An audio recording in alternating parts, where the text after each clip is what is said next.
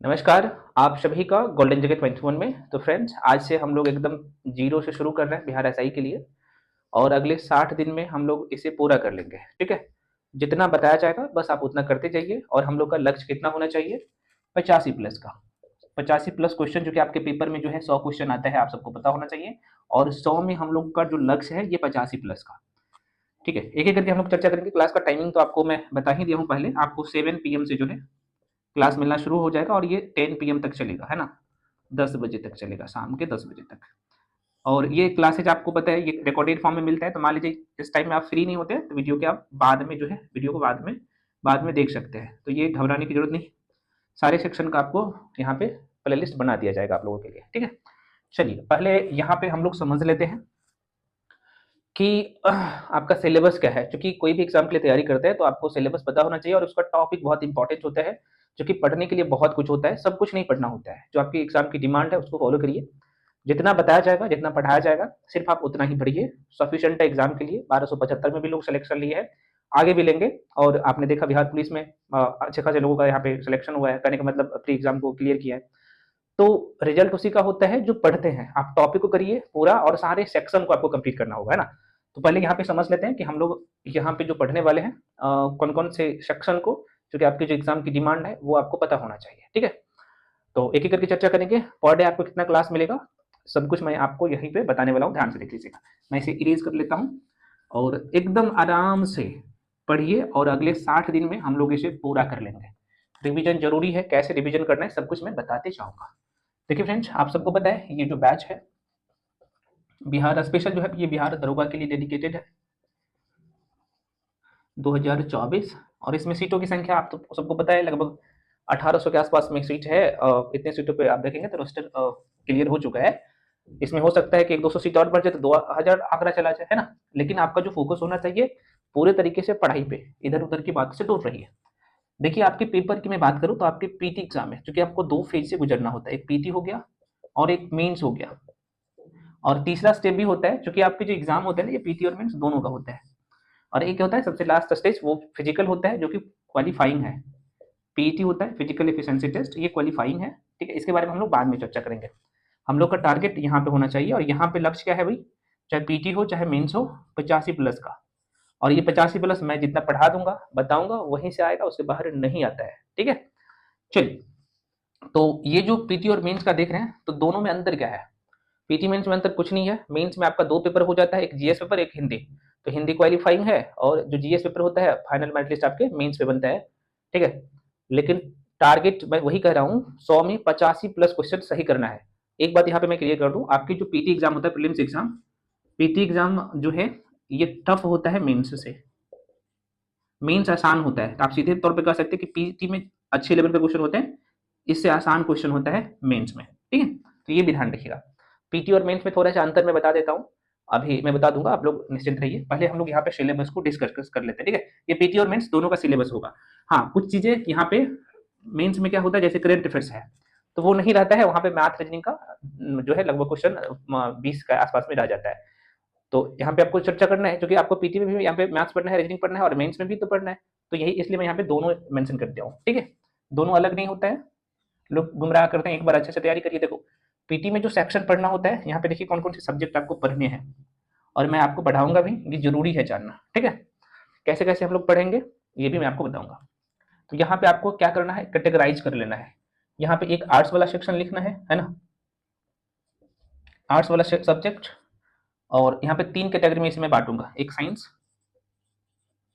और एक जो है आप लोगों का यहीं पे जो है मैं 4 कैटेगरी कहूँगा, 4 कैटेगरी में बांट लीजिए। एक करंट अफेयर्स, है ना? यहीं पे लिख देता हूँ, पूरा लिख देता हूँ, है ना?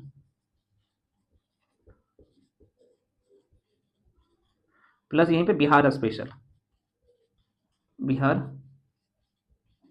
और यहीं पे जो है अगला जो सेक्शन है आप लोग का मैथ्स, रीजनिंग, हिंदी, इंग्लिश। अभी मैं बताऊंगा भाई, इंग्लिश में एक दो क्वेश्चन रहता है, हिंदी का भी 2-3 क्वेश्चन रहता है कि पीटी में अब आने लगा है, तो इसे भी करते जाएंगे, है ना? सिर्फ आप पीवाईक्यू कर लेंगे तो यहाँ से हिंदी और इंग्लिश का हो जाएगा। मैथ रीजनिंग के लिए भी हम लोग चर्चा करेंगे, क्योंकि मैथ को अच्छे से करना है, अर्थमेटिक को, है ना? चलिए, तो अगर यहाँ पे नंबर की मैं बात कर लूँ तो अच्छा, साइंस में जो है आपको 4 सेक्शन पढ़ना है। पहला सेक्शन आप लोग का जो है सबसे ज़्यादा होता है बायोलॉजी, है ना, जीव विज्ञान, आप लिख भी सकते हैं भाई, जीव विज्ञान। दूसरा सब्जेक्ट है आप लोग का फिजिक्स, भौतिक विज्ञान।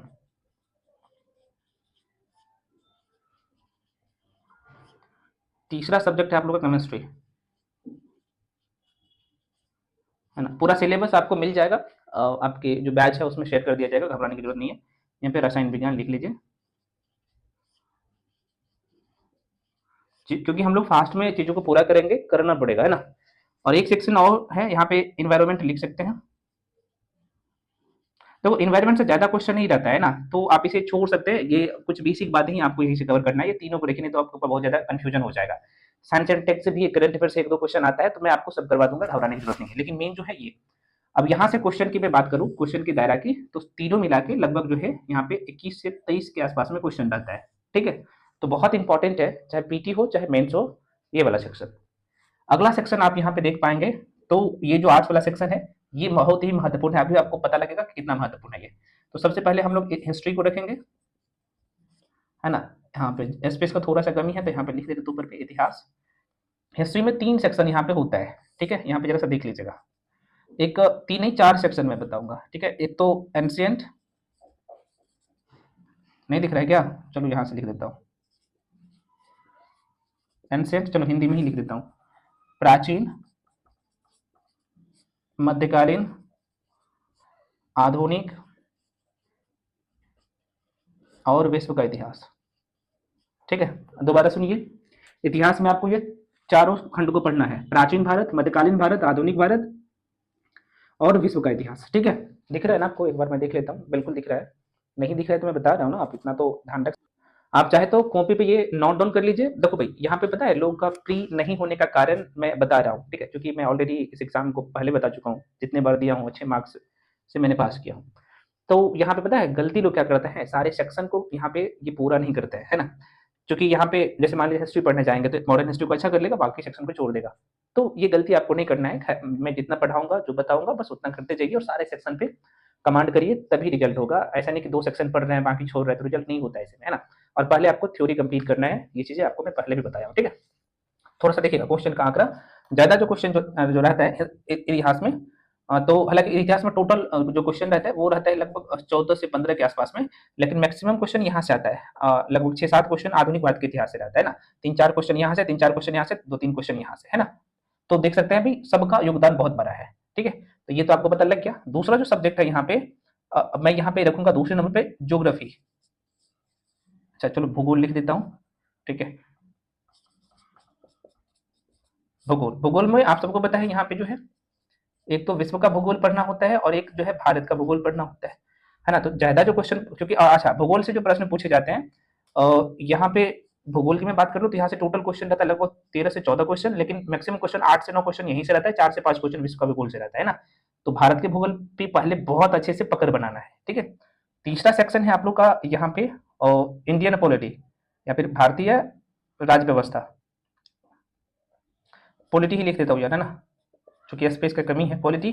और ये जो है लगभग 13 से 14 क्वेश्चन यहाँ से भी रहता है, मतलब कि 10 प्लस ही क्वेश्चन रहता है यहाँ से। और एक जो सेक्शन है यहाँ पे इकोनॉमी, इंडियन इकोनॉमी कह सकते हैं,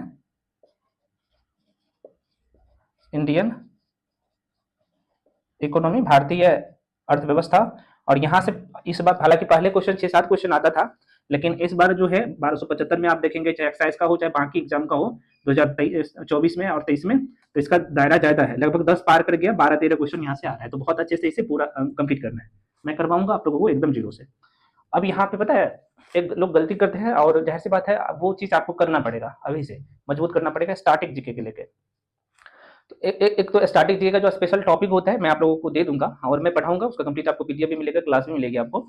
तो लगभग 12-13 जो टॉपिक होता है वो स्पेशल स्टैटिक जीके होता है। बाकी जो स्टैटिक जीके होता है, जैसे हिस्ट्री का भी यहाँ पे, हालांकि ये स्टैटिक जीके मैं नहीं कहूंगा, क्योंकि वहां से मोनोलाइनर आपको टॉपिक वाइज माइंड में रखना होता है, वो ऑलरेडी मैं आपको दे दूंगा, तो वो करना होता है, ठीक है। तो सारे सेक्शन का स्टैटिक भी होता है। तो ऑन एन एवरेज मैं स्टैटिक की बात करूँ तो बहुत सारे क्वेश्चन यहाँ से डायरेक्टली पूछे जाते हैं, जो कि आपके इस सब्जेक्ट से होता है ना। तो लेकिन स्टैटिक जीके कहीं और से बन के नहीं आता, अगर इस पे कमांड अच्छे से होता है तो यहीं से हो जाता है। और जो लगभग 10-12 चैप्टर स्टैटिक का स्पेशल होता है वो बहुत ज्यादा नहीं होता है, मतलब कि मैं कहूंगा तो 10-12 क्वेश्चन एक एक टॉपिक से बनेगा, तो टोटल मिला के 200-250 क्वेश्चन कर लेते हैं, तो वहीं से घुमा फिरा के प्रश्न आता है ना, तो वो भी मैं बताऊंगा। और स्पेशल स्टैटिक जीके मैं यहाँ पे 5वें नंबर पे मेंशन करता हूँ, स्टैटिक जीके। और इसका क्वेश्चन जो है दायरा जो रहता है वो रहता है 7 से 8 क्वेश्चन, ठीक है। इकोनॉमी का जो है यहाँ पे 12 से 13 क्वेश्चन यहाँ पे रहता है, ऑन एन एवरेज यही है, ठीक है। ये आपको पता चल गया। अभी यहाँ पे आप देखेंगे तो लगभग जो है 55 से 60 क्वेश्चन आपको इस सेक्शन से दिख रहा होगा, पांचों सेक्शन मिला के, मतलब कि 60 के आसपास में, है ना, और 60 के आसपास में, यहाँ से 55 से 60 के आसपास में ऑन एन एवरेज आपको यहाँ से दिखेगा क्वेश्चन। उसके बाद अगर आप यहाँ पे साइंस को शामिल कर देते हैं तो ये लगभग 75-80 के आसपास में आंकड़ा चला जाता है, ठीक है। तो ये दोनों बहुत ही महत्वपूर्ण सेक्शन है, और इसमें कोई भी चीजें देखेंगे तो बदलाव नहीं हो रहा है, कुछ भी बदलाव होने का चांसेस होता ही नहीं है, तो इसलिए इस पे कमांड अच्छे से करना है, ठीक है। एक बार मैं देख लेता हूँ, नहीं आपको दिख रहा है तो भाई आप लोग क्या करिए, क्योंकि आपको टॉपिक मिलेगा, अभी पीडीएफ मिल जाएगा, तो घबराने की जरूरत नहीं है, ठीक है। चलो ये हो गया। अब यहाँ पे हम लोग बढ़ जाते हैं अगला सेक्शन, जो करंट अफेयर्स। बहुत सारे लोग परेशान होते हैं क्योंकि ये पीटी का चीज है, मेंस में 2-3 क्वेश्चन ही आ रहा है, लेकिन पीटी में लगभग इसका दायरा 10 प्लस रहता है, कभी कभी तो 20-20 चला गया है, लेकिन 12-15 के आसपास में ये रहता ही रहता है, ठीक है। तो इसके बारे में यहाँ पे हम लोग क्या करते हैं, ये जो मैं पूरा करवाता हूँ ये मंथली वाइज करवाता हूँ, है ना, और आपको भी मंथली वाइज ही करना है, ज्यादा दिमाग नहीं लगाना है। और मंथली वाइज जो मैं करवाता हूँ तो वहाँ पे एक मैगजीन का कंपैरिजन नहीं होता है, उसमें मैं क्रॉनिकल मैगजीन का कंपैरिजन देता हूँ, है ना, जो विजन आईएएस का आपने देखा होगा, जो बीपीएससी यूपीएससी के लोग पढ़ते हैं, तो वहां से भी मोनोलैरिज जो छांट के आप लोगों के लिए मैं देता हूँ, ताकि भाई क्वेश्चन बाहर नहीं जाए, और यही कारण होता है क्वेश्चन बाहर नहीं जाता है, एक भी क्वेश्चन बाहर नहीं जाता तो आगे भी नहीं जाएगा ना, तो ये मैं करवाता हूँ, और पीडीएफ भी देता हूँ, सब कुछ यहाँ पे आपको मिलता है। तो स्पेशल बिहार की बात करें तो यहाँ से भी 3 से 4 क्वेश्चन आ रहा है, तो इसे भी करना है, जो कि लोग अमूमन छोड़ते हैं। अब आ जाते हैं मैथ्स में। मैथ आपकी पीटी में बात करूं तो लगभग 5 से 6 क्वेश्चन रहता है ना, और रीजनिंग का 1 से 2 क्वेश्चन, मतलब कि 6 से 7 क्वेश्चन यहाँ से, हिंदी का 2-3 क्वेश्चन और इंग्लिश का 1-2 क्वेश्चन। तो रीजनिंग को आप अभी चाहे तो छोड़ सकते हैं, या फिर जैसी बात है जो दरोगा के लिए तैयारी करते हैं तो बाकी अन्य एग्जाम के लिए भी तैयारी करते हैं, तो आप रीजनिंग को भी जो इंपॉर्टेंट चैप्टर है मैं बता दूंगा उसे पूरा करिए। लेकिन मैं जो आपको करवाऊंगा, मैथ्स करवाऊंगा, करंट अफेयर्स करवाऊंगा, बिहार स्पेशल, मतलब कि यहाँ पे हिंदी और इंग्लिश हम लोग बाद में करेंगे, पीवाईक्यू सिर्फ कर लेंगे, रीजनिंग भी उसका पीवाईक्यू कर लेंगे, हो जाएगा, उतना ही करना है। मैथ्स लेकिन पहले दिन से शुरू हो जाएगा, और मैथ में अर्थमेटिक आपको पूरा पढ़ना है, लगभग 12-13 चैप्टर है, उसको पूरा करना है, मैं करवाऊंगा, ठीक है। और मैं जो पढ़ाऊंगा मैथ्स वो आर एस अग्रवाल मैथ्स पढ़ाऊंगा, ठीक है, ताकि आप लोग को किसी प्रकार का दिक्कत ना हो। और जरूरी है, मैथ्स जब तक नहीं पूरा करेंगे तो दिक्कत होगी, क्योंकि आपके मेंस का लगभग 20 क्वेश्चन आ रहा है मैथ और रीजनिंग मिला के, ठीक है। तो ये है, ये पूरा पैकेज है, और इतना कंप्लीट करने के बाद आप लोगों का जो दरोगा है, जो एग्जाम की मैं बात करूं तो आपके जो मैं बात कर रहा हूँ एग्जाम का, ये आपके मुट्ठी में होगा, और डेफिनेटली 85 प्लस नंबर यहीं से आता है, सॉरी 85 प्लस क्वेश्चन आप सही कर पाएंगे, क्योंकि 100 का 100 क्वेश्चन इसी सेक्शन से आता है, ठीक है। अब जो है हम लोग देख लेते हैं, ये तो पूरा सिलेबस था, मैं डिटेल में सिलेबस का टॉपिक और उसका चैप्टर आपके बैच में ऑलरेडी मैं अपलोड कर दूंगा, तो आप लोग को घबराना नहीं है, एकदम इत्मीनान से देखिए। जो लोग पहले, क्योंकि अलग अलग बैच है, तो भाई सब बैच में मैं फिर से ये शेयर कर दूंगा, ताकि जिनका सिलेबस कंप्लीट हो गया है तो आप एक बार फिर से चीजों को दोहरा ले, है ना, तो ये आप काम कर जरूर करिएगा। चलिए अब जो है, अब प्रश्न उठता है कि सर ये तो हमने थ्योरी कंप्लीट कर लिया है ना, ये सारा टॉपिक को आपने कंप्लीट कर लिया, तो फिर आपको प्रैक्टिस भी करना है। देखो भाई, प्रैक्टिस के लिए आपको करना क्या पड़ेगा, तो पहले तो आपको पीवाईक्यू लगाना है, प्रीवियस का क्वेश्चन पेपर, ये मस्ट है, और साथ में एमसीक्यू जरूरी होता है, और प्लस मॉक टेस्ट भी सॉल्व करना जरूरी होता है, ठीक है। तो ये सब मैं करवाऊंगा, आपको घबराने की जरूरत बिल्कुल नहीं। हाँ, लेकिन ध्यान रहे आपके पास जो है, दोबारा कह रहा हूं, कौन कौन सा बुक होना चाहिए ये भी मैं बता देता हूं। देखो, एक गाइड बुक के तौर पे आप लुसेंट को रख सकते हैं, या फिर बाकी अन्य बुक में जो भी आपके पास गाइड बुक है उसको रखिए। लेकिन जो प्रैक्टिस के लिए, मैं दोबारा कह रहा हूं, आपको जो ऑब्जेक्टिव क्वेश्चन जो प्रैक्टिस करेंगे आप, दिख रहा है ना भाई, चलो यहीं पे मैं लिख देता हूँ, चलो एक बार मैं मिटा दूं, उसके बाद मैं आपको सारी चीजें बता दूं, है ना। प्रैक्टिस के लिए जैसे यहाँ पे मिटा दिया हूं, देख लीजिएगा। तो प्रैक्टिस के लिए भाई देखो, घटना चक्र पूर्वावलोकन की बुक आती है, घटना चक्र का पूर्वावलोकन की बुक आती है, उसमें आपको हिस्ट्री का लेना है ना, हिस्ट्री, पॉलिटी, ज्योग्राफी, और यहाँ पे इकोनॉमिक्स को छोड़ सकते हैं, है ना, क्योंकि यहाँ पे चौथे नंबर पे मैं बात करूंगा साइंस। इतने सारे सेक्शन आपके सामने होना चाहिए।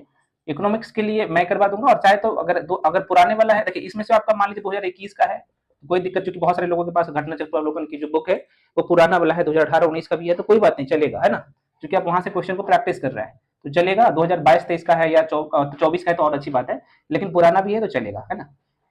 नया वाला में क्या है कि जो क्वेश्चन बाद में जो एग्जाम हुए वो क्वेश्चन को डाला गया है, बाकी कुछ नहीं है, आपको घबराना नहीं है। हाँ, लेकिन जो आप इकोनॉमिक्स के लिए अगर आप लेते हैं तो आप न्यू वाला लीजिएगा, 2024-25 वाला मार्केट में आ गया होगा, उसको लीजिएगा। प्रैक्टिस के लिए इतना काम करना पड़ेगा, ठीक है। जिनके पास नहीं है बुक बताइएगा कमेंट सेक्शन में, सॉरी कमेंट सेक्शन में कह रहा हूँ, आप जैसे ग्रुप में जुड़े हैं तो वहाँ पे जो एडमिन है उस नंबर पे मैसेज करिएगा, आपको सब मिल जाएगा, घबराने की जरूरत नहीं है, ठीक है। चलो, अब हम लोग चर्चा करते हैं कि आपको आज से मिलेगा क्या क्या। तो आज से जो आप लोग का शुरू होगा भाई, वो ये स्लॉट वाइज में हम लोग पढ़ेंगे, ठीक है। तो अगले आज से जो है अगले 15 दिन में, 15 डेज में जो सब्जेक्ट हम लोग पूरा करेंगे, जरा सा देखिए, और करना पड़ेगा आपको, मैं साथ में करवाते जाऊंगा, ठीक है। पहला सब्जेक्ट होगा आप लोग का हिस्ट्री का, इतिहास का, और यहाँ से प्राचीन भारत का इतिहास हम लोग शुरू करेंगे, और एक वीडियो में एक टॉपिक पूरा करवा दूंगा, पहला सब्जेक्ट। दूसरा सब्जेक्ट आप लोग का होगा साइंस का, जिसमें हम लोग साइंस में बायोलॉजी से शुरू करेंगे, क्योंकि इसका योगदान ज्यादा है, जीव विज्ञान। तीसरा सब्जेक्ट होगा आप लोग का यहाँ पे मैथ्स का, और मैथ्स में हम लोग परसेंटेज से शुरू करेंगे, प्रतिशतता से, प्रतिशत से, ठीक है। और एक जो है करंट अफेयर्स,